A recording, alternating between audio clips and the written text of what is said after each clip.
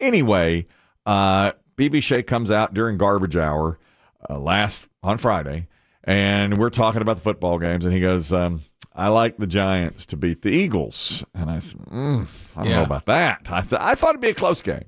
I said, I'm not sure. I'm going to take the Eagles in that. And bam, BB Shea, want to bet on it? You saw it. I said, want to bet? I don't know. I don't typically bet because my money is... Well, you do. You gamble. I'll do a But people who pool. have confidence throw you. That's the thing. Well, yeah. Like Ricky in sales is a confident, awful bettor. Yes. But it scares you. BB Shea, also confident. Couldn't believe it. And sometimes a bad bettor. Yeah. Well, but that scares you. You said... Yeah, Giants are winning. They're the young upstart. They're, nobody I like gets the coach, I like the it. quarterback. Let's do it. And I said, yeah, but the Eagles have been so good all year. I thought it would be a fairly close game. Bet, I don't know. $50. BB Shea, $50. $50. Oh my gosh. I said, I can't do it. And he goes, no, let's do it. Come on. And I said, well, do I have to give you 7 points or whatever the line was? No points. I don't like that junk. I want the Giants straight up. So we bet $50 on the game. And I played cards with my friends Saturday night, watched the Jacksonville, Kansas City game, then the game between the Giants and the Eagles. And we all agreed this will be a close game. And I told these guys, I was like, I got $50 on the Eagles. And they were all like, you giving points? I said, no, he didn't want any points. Everybody went, what? But he stared at their dips. They couldn't. Everybody's like, what? Who? They said, boy, you really finagled that guy. I said, no, he wanted it. He pressed for it, So the Eagles get by the Giants 38-7. Yeah. 38. Beat down. Never, ever in doubt. Everybody at halftime, all my guys were like, you got 50. You got cash coming to you. And I was like, well, I said, you never know, blah, blah, blah. Well, then, with about a minute to go in the game, my text machine buzzes, surprisingly, because now it's 11 o'clock. I don't know anybody up at 11 o'clock, and I wouldn't be. And it's BB Shea, and he says, were you serious about that bet? To me. Oh, no, BB Shea. Said, were you serious about that bet? And I was like, well, I thought... Because I felt like you were the one that pressed it. I said, well, yes. And he said, no, seriously, come on. So let me tell you, I am going to not make you pay me the $50. And there's a few reasons why. First of all, I constantly Welsh on bets. Fair enough. Listen, there's precedent. If people were making me pay, I'd owe Dave $1,000 because of a 1,000-pound, $1,000 weight loss challenge. And so I'm not going to make you pay. Secondly, you're a man who has no air conditioning. Virtually destitute. You're destitute. You work 3 odd jobs in janitorial services. And I was like, no, I'm not. I just told those guys, I'm not going to make this guy. I said, you should see this sad sack I've taken. All of his money goes to shoes. Your Yeezys, all your shoes that you buy. I said, I'm not going to take it from him because he's a good guy. And, there was bravado involved. There were witnesses. There were, but I've done that. And I said, no, you release him? I release you. And BB Shea was so nice about it. I said, I'll release you. And he said, listen, I'll get you a salmon cube or something. And I was like, fair enough. That's a deal. You buy me a cube of salmon, which is my diet right now. And that's exactly what we'll do. And the big reason why I didn't make you pay is I'm a nice guy. You know what I mean? So how many people say about me, you're such a nice guy? Yeah. They're just... I'm still waiting for the first. Yeah. I mean, other than you, I mean, the sales team doesn't say it. No. The downstairs people don't say it. This is the first nice thing you've ever done. I appreciate it. It's the first nice thing I've ever done. Maybe for anybody. Were you tempted, BB Shea, to roll it into another game going forward? Well, I thought you might say double or nothing or something. Well, no, the worst part is I was at the strip club when I text you. Celebrating. I didn't watch a second of the game. Oh, you didn't see it? I was in the back getting a private dance, and then I got the update that the Eagles won. Yeah. So I was like, ma'am, could you please get away from me? You didn't. I was like, I need you to get away from me right now. Excuse me, Crystal. I just lost $50. She goes, well, you better be able to pay me. I'm like, we'll talk about that later. $50. So I had to go back and just cut my losses. So. Man, that's tough. That 50 went to someone else. Yeah. I thought you might say, let's go double or nothing on 49ers, Cowboys, or that, then you're getting to some serious money. It's like, I don't know about and then you're headed down the road to problem gambling helpline. That is an issue. That is a serious issue. So, and I saw this, sometimes I look at Reddit for gym information and sex stories. Yeah. But they had a thing that caught my eye. It was, I printed it. It's the 10 most annoying things people say. And number 1 was, seriously, I'm a nice guy. Ooh. You're number 1? I'm number 1. It was, really, I'm a nice guy. Ugh. The other one, number 2 was, Chris Demm will like this. Live, laugh, love. I got that sign in my kitchen. Oh, no. He hates live that, laugh, love it. He hates bless this mess. Like any signage. Nah. How do you feel about signage, like if you're at a beach house where it says like beach down the wall? Or if you're in a beach environment and you can see a body of water, I think I'm going to give you a little more leeway. And what about if you're in somebody's house and there's like a bookshelf and read is written on the wall, in those letters? I don't know. Unnecessary. The number 3 was must be nice. You hear that a lot. Oh, yeah. So if you get anything, if you get a new car or something, must be nice. All of those kinds of things. Or an extra day off vacation. Must be nice. Must be nice. Speaking of which, we've been talking about our friend BB Shea, who's ably filled in. Oh yeah, for Biggie. You've done a fine job. Thank you. And today is his last day scheduled. We don't know that our friend Biggie is back in state. Sometimes he'll push it an extra day. He'll push it. Who knows what might happen? Now, his girlfriend, or as Chris Demm calls her, his caretaker, has gone down to Florida and is driving back with him. I just learned that. Oh, I was not aware of that arrangement. So she's driving him back. Will he be in the back? That's my guess. Driving Miss Daisy. Well, she'll have to... She'll have to adjust his seat because, as BB Shea learned the hard way, Biggie drives from the back seat. Yeah, I'll tell you. Man of his carriage is not a traditional seat position. I see Biggie's car only when he leaves after I leave here, which, 9 times out of 10, he's like, I got to go early, and he jumps right out. But when I see that seat, it is all the way leaned back. That's a tough, I don't know how he drives like that. Man of his carriage does it.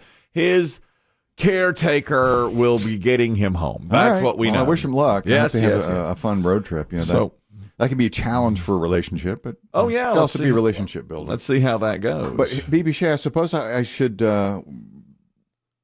compliment where compliments are due.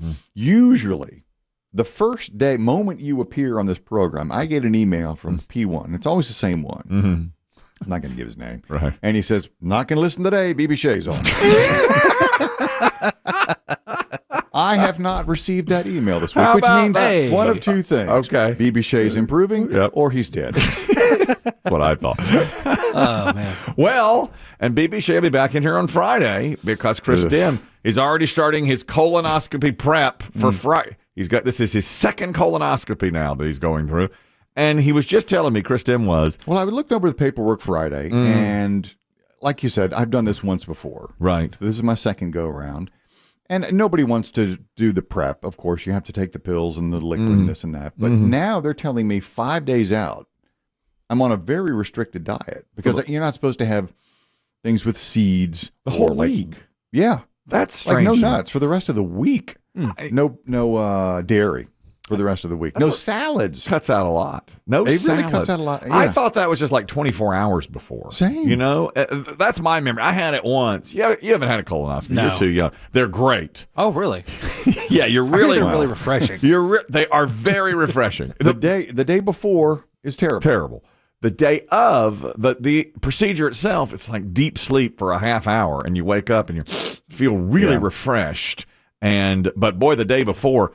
Now, this whole week, he's got to go and that's his thing. He loves a strawberry salad over at Panera. Yeah. So I can eat apples, but I can't have the skin. You can't have the skin of the apple? That must be... Maybe this is like new rules. Maybe I'm being... hoorah'd, I don't know. That is strange. Yeah, maybe they said, let's see if we can get one over on. Tell them apple, but no skin. He can't have processed sugar or flour or dairy. See what he can eat. Yeah, now. see what he can do. What am I supposed to eat? Spoonfuls of peanut butter? You could be on my diet. But no vegetables, no roughage like that with salads. That's strange. Well, you can't have what I have. I have $12 salads every day. It blows my mind. I'm not sure what to eat there. And no, because I'm on a nut. I'm heavy nuts and seeds. Yeah, I can have green Jello, but not red Jello. I can have Gatorade, but not red Gatorade. The red, because obviously they don't want that sort of. That's right. Throwing off the scope. That's it. It's like the whatever they're looking into. Look like blood. Yeah. That's right. It looks like blood in your butt. And I know all about that. No, I have that sign in my kitchen. Blood in your butt. That should be with me. That should be a sign. That should be your sign. Should be my sign. Blood in your butt. I've become, I mentioned this on Friday, the workplace pooper because I'm so, with this Mediterranean diet, every day, like 30 minutes after I get here, I have to get up and tell you, Chris Demm, excuse me. And through a fluke of scheduling, you and one of our coworkers had to cross paths. I know. There's like 5 people in Morning, this building. Sam. Morning, Ralph. There's like nobody in the building, but the 2 of us were fighting over the toilet in the only bathroom. You got any paper in there? Yeah, hang on. You want me to throw it over or under? Really? He is a guy who always, the first thing he does when he comes in is door shuts, he's right to the toilet, you hear it flush 10 minutes later. I think he's on his phone. Oh, is that what he's? For a fair amount. It's a long time. Oh, yeah. He's in there for a while. I used to, my dad used to work with a guy whose his wife wouldn't let him do that at the house, so he would always do it at work. And that's what we used to say about this guy. I can't mention his name. He's a coworker. Yeah. But now it's just that I'm on such a regulated schedule, and it's just plopped itself an hour before the show begins, and it's just embarrassing. But what can you do? That's how it is. So that's what I've become. By the way, I'll reveal something else. You all were talking about this on Friday. I saw a lot of commercials for it over the weekend.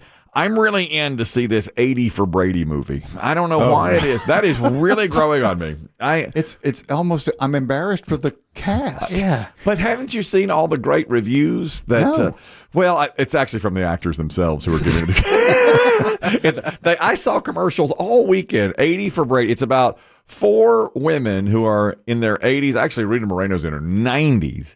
And they are hoping to see and meet and get to know Tom Brady. They're chasing him around the country. That's what I get out of it. And they're sitting there talking to the cast. And Lily Tomlin said, this movie is so much fun. It's just fantastic. And I said, I believe her. Mm-hmm. I like her. I like all 4 of these women. Jane Fonda, Lily Tomlin, Rita Moreno, and Sally Fields. Sally Fields is one of my favorites ever. You know how much I love her. Mm-hmm. And I said, I said to my wife, you know what? I'm going to go see that movie. Who you going to take? I don't care what Dave and Chris Demm and BB Shea and Biggie said. Now, is Dolly Parton doing music for it? I think I've seen a video with her in a Brady jersey. Is that true? Am I wrong? It's certainly a possibility. It seems like I see one woman on there that I wasn't sure who she was, and she looks. These women, by the way, I think y'all are right. I think they've all had some some work done. I really took a look at even Rita Moreno, and she looks great for 91. Mm-hmm. Her skin is too smooth for 91. You think they're Botoxing and whatnot. Yeah. I think they're using everything available. Nobody's supposed to look good at 91. And she looks great. It's all hands on deck with those. 10 cc stat to the face. Let's go. Yeah. Let's go. Between takes. Yeah. Stapling it back to the back of the head. Putting the Botox in. Yeah, there's a lot of skin-colored tape on the set. I don't know why I was drawn to this movie, but when I watched those NFL games this weekend, I said, yes, look, this is a movie we're watching. And there's a double standard when it comes to men and women. Mm-hmm. Men can age differently than women. Yes. The societal pressures are different. I get that. Yes. And there is such a thing as aging gracefully. Mm-hmm. I hope I can handle it. Oh, yeah. But people have been putting stuff on their faces for generations to try to look younger. Of course. Now they've just got more needles. That's right. I just read there's a guy, and he is crediting, he says he's in his 70s, and he says, once in a while I'll forget something, and it really paid off for him. He's in Michigan, and he went to buy a lottery ticket. Always plays the same numbers. Bought a lottery ticket at one mobile gas station, and then a day later couldn't remember if he had bought the lottery ticket or not, and he was filling up his wife's car with gas at a Easy Mart, so he went and got another lottery ticket, played the same numbers, they both hit. He won $110,000, and he had 2 different tickets, so they both paid. So he won $220 instead of $110,000. That's how that works? For him, for this particular game, it's called Fantasy 5 numbers. And I would have thought, okay, They cancel you each get other it they out. cancel each other out. But they didn't. He had both tickets, and so he wound up winning. He said, I would have won 110, but because I forgot, I wound up winning 220. Dang. I know, it was weird to me too. I thought that would, like you said, cancel each other out. But he's like, yeah, once my wife gets on to me for forgetting to do stuff around the house, I'm sure glad I forgot this, because otherwise, he's like, just in case, when he went to that Easy Mart, he was like, just in case, let me buy a ticket in case I didn't the day before. So he said, it's just a lucky thing, I guess. Isn't that nice? Yeah. Isn't that cool for him? From here on out, just buy 5. Why not? Yeah, he's got the luck. He's really got the luck going now.